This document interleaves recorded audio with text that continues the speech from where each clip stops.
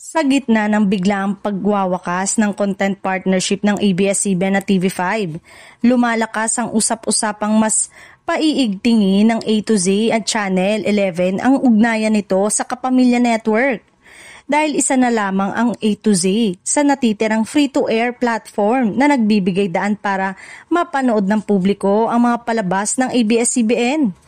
Inaasahan ng maraming manonood na dito lilipat o palalawakin ang pagpapalabas ng Kapamilya program. Malaking tanong ngayon kung paano tutugon ng ABS-CBN sa biglaang pagbabagong pang-broadcast na kinakaharap nila.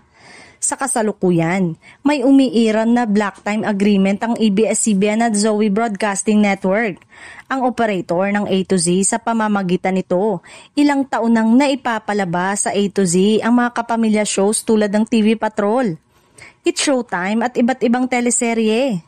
Ngayon nawala na ang partnership sa TV5.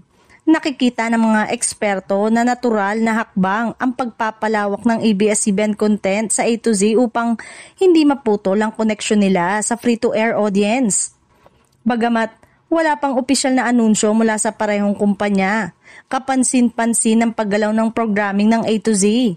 Ilang slot umano ang inaayos upang paghandaan ang posibleng pagpasok ng mas maraming kapamilya shows. Para sa maraming taga-subaybay, malinaw na hindi hahayaan ng ABS-CBN na mawala ang kanilang presensya sa tradisyonal na telebisyon. Kaya posibleng maging mas mahalaga ang A to Z sa kanilang broadcast strategy. Samantala, bukas ang Zoe Broadcasting sa mas malalim na collaboration ayon sa mga analyst sa pagtaas ng demand para sa kapamilya content sa Free TV. Pwedeng magbigay ng mas malaking espasyo ang A to Z para sa mga programang mabigat ang hatak sa masa, lalo na sa prime time.